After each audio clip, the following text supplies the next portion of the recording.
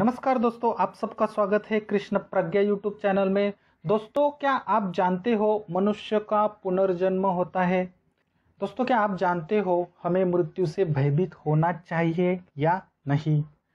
अगर आप इस प्रश्न के उत्तर चाहते हो तो आपको भगवत गीता का जो दूसरा श्लोक है उसमें जो 27 नंबर का श्लोक है उसको समझना बहुत बहुत बहुत जरूरी है।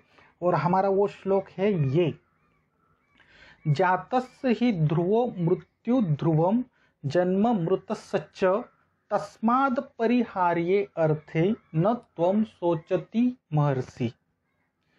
जातस्य हि ध्रुवो मृत्यु ध्रुवम जन्म मृतस्य तस्माद् परिहार्ये अर्थे न त्वं शोचतु महर्षि।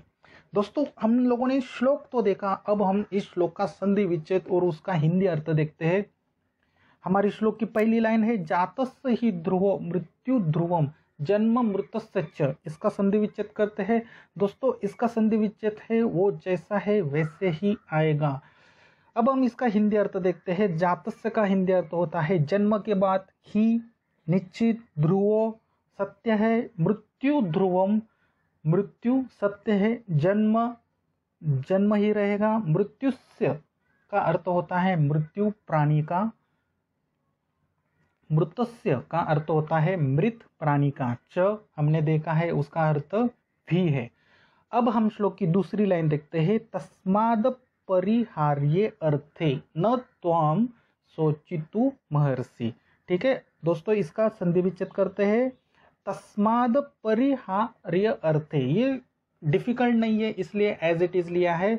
न त्वं शोचतु महर्षि, इसका संधि विच्छेद दोस्तों जैसे है वैसे ही आएगा क्योंकि ये बहुत बार शब्द हमें गए हैं।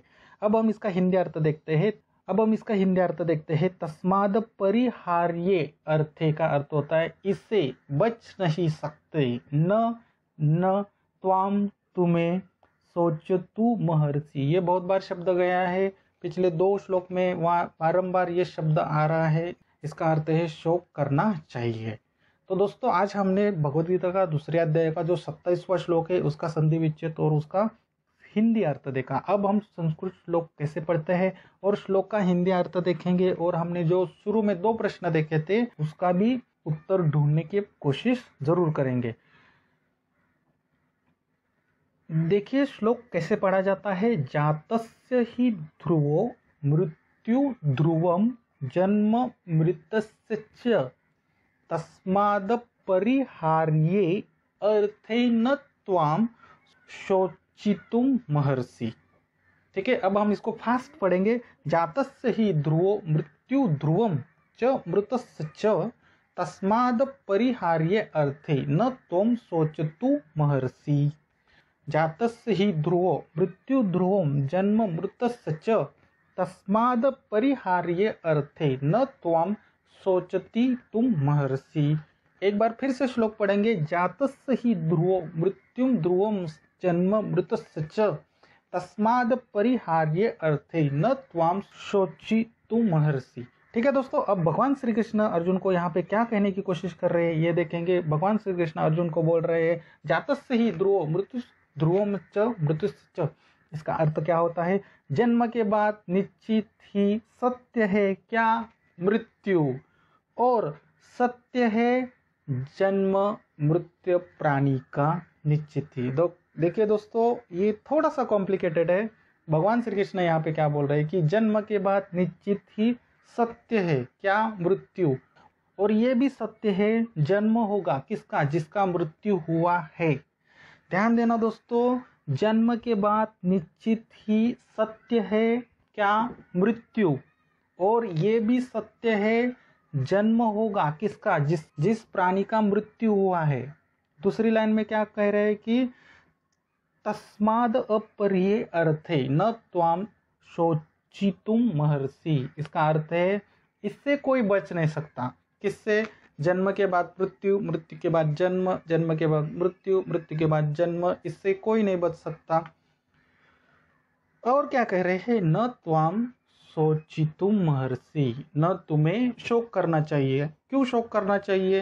अगर जन्म के बाद मृत्यु है और मृत्यु के बाद जन्म है तो हमें क्यों शोक करना चाहिए और हमें क्यों किसी के मृत्यु पर रोना चाहिए। तो हमारे दोनों प्रश्न के उत्तर यहाँ पे हमें मिल रहे हैं कि मनुष्य का पुनर्जन्म होता है। यस, ये 100% सही है, क्योंकि जन्म के बाद मृत्यु और मृत्यु के बाद जन्म, इसे ही पुनर्जन्म कहा जाता है। और जो दूसरा प्रश्न है, क्या हमें मृत्यु से भयभीत होना चाहिए? क्यों भयभीत होना चाहिए? क्योंकि जन्म के बाद अगर मृत्यु है तो मृत्यु के बाद निश्चित ही जन्म है और इससे कोई बच नहीं सकता। ये मैं नहीं कह रहा हूँ, ये भगवान श्री कृष्ण संस्कृत में क्या कह रहे हैं? तस्माद परिहार्य अर्थे। इसका अर्थ है इससे कोई बच नहीं सकता। न त्वाम शोचितु महर्षि, तो न तुम्हें शोक करना चाहिए किसी का मृत्यु का। ठीक है दोस्तों, बहुत ही गूढ़ अर्थ है ये। अगर आपको इस श्लोक में कुछ प्रश्न है तो कमेंट जरूर करना, मैं उसको उत्तर जरूर दूंगा।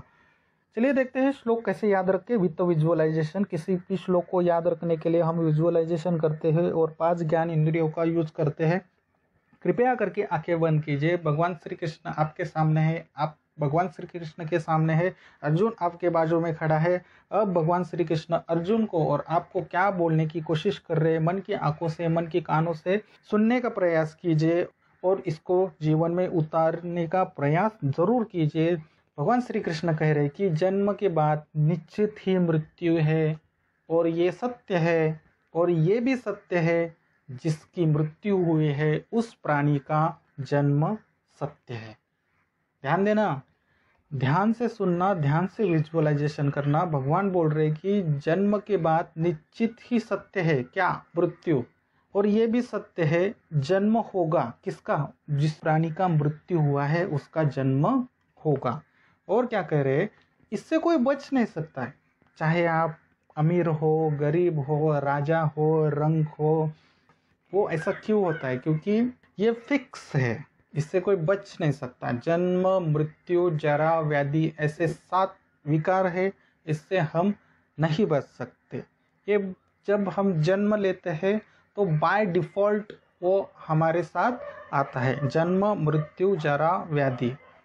ठीक है दोस्तों, जैसे मोबाइल में कुछ ऐप होते हैं वो बाय डिफॉल्ट आते हैं, उसको हम डिलीट नहीं कर सकते।